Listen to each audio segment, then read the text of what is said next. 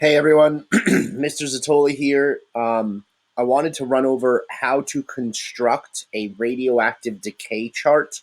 I know a lot of you are seeing in the notes that we're using a chart that looks like this, and that's our decay, and then we have this line, so we have our changing of our decay into our parent, but I feel like there's a better way to do it, and if you can build this chart, um, I think it's going to help you, especially since you could build them pretty quickly. The first chart we're going to talk about is the chart based on percentage, okay? And how to construct the chart. So you're going to have half-life number. You're going to have parent isotope,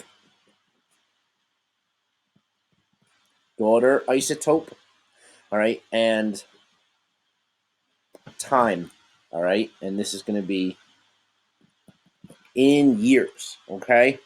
So the parent-daughter isotope decay or disintegration. Last year they used a different word for it. And we're going to make sure it's by percent. So how do I start this chart? So I built this, kind of a mini T diagram. I'm going to put some dashes down the middle that help identify from parent to daughter percentage. So we start Half-Lives at birth. And birth, like you probably know, when you were born, you were 0 years old, right? So 0 half-lives have passed, and 0 time has passed. All right. When you have an isotope, we start with the parent, right? Like a carbon.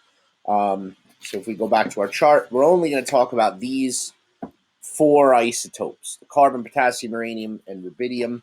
So we always start with 100. I'm going to put a percent symbol there.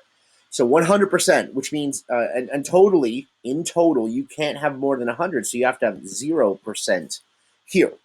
Okay? That's great. After 1 half-life, like you age a year, this is 1 half-life. Okay? We have half of our parent left over. So our parent is divided by half of 100. All right? Let's see if we can do this here. Bring up my calculator. 100 divided by 2 is 50. 50%, sorry. 50%, okay? Just like here, we can only have a total of 100, all right? So we could say, and the total is the parent plus the daughter, so 50. If our total is 100, 100 minus 50, I know I'm doing some basic math here for you, is 50. So 50%, okay? I'm going to leave this over here, time and years, to the end because it depends on our isotope, okay? Isotope dependent because each one is a different half-life, right? So after 1 half-life, we have 50% of the parent, 50% of the daughter. Great, okay? 2 half-lives, all right? Well, now 50, it's divided by 2 again. Divided by 2, half of 50 is 25. All right, and we have to remember our total is 100. So 100, all right, minus 25, 75. Percentage tends to be easier, just so you guys know, because the numbers are very familiar to us. So, great. So again, 100 goes to 50, that's half. 50 goes to 25, that's half. The total has to be 100, so 100 plus 0 is 100. 50 plus 50 is 100. 25 plus 75 is 100. We move on to our third half-life. I'm just going to slide this up, put it right in the middle. Our third half-life in. All right, now, numbers are a little more complicated, so half of 25. I'm sure some of you know that. 12.5%. Okay. And now how do I figure out what my daughter isotope is? I take 100 and I subtract 12.5. And I get 87.5%. All right, remember, that equals 100. 87.5 plus 12.5. Great. Getting a little better at this, I'm sure. Fourth half-life. Half of 12.5 divided by 2, 6.25. And knowing that my total between parent and daughter is 100.25, I get 93. All right, so yeah, picking this back up real quick. Sorry about the little break. 100 minus 6.25 gives 93.75. These two, when I add them, I get 100 again. And if I wanted to move on to a fifth half-life, I would do the same. Although I don't think I've ever seen the Regents go that far, I would do the same. Let me just bring my calculator back in. I would say 6.25 divided by 2. Half of 6.25 is 3.125. And if I need to know how much of the daughter I have, I just subtract 3.125 from 100 because we can't have any more than 100%. All right, and there that is. So that's how we find the parent-daughter percentages based on Half-Life. Let's talk about time. Time is dependent on the isotope we're using.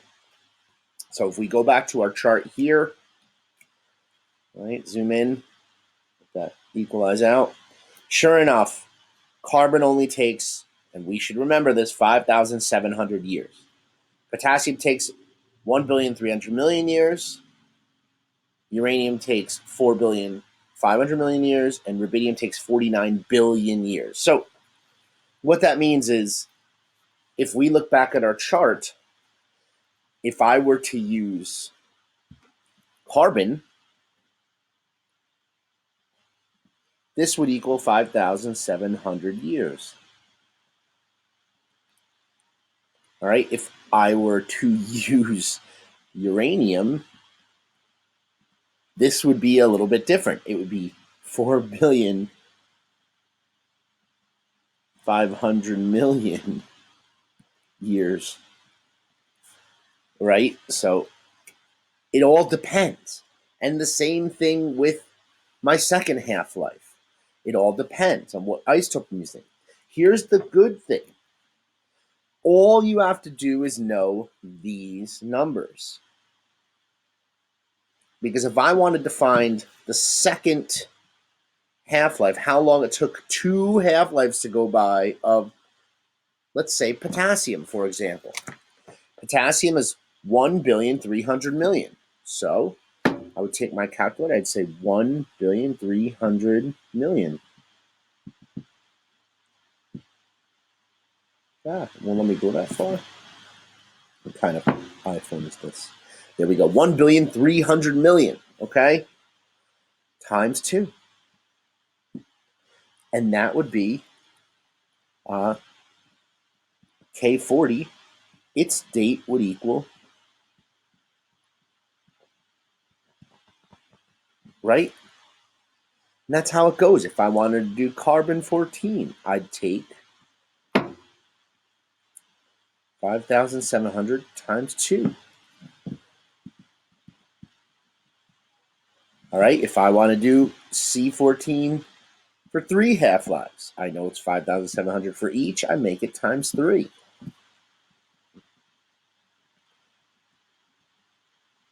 So whenever you're doing time, it's dependent on your isotope, and all you have to do is multiply the half-life, how far down you are, by the length of time.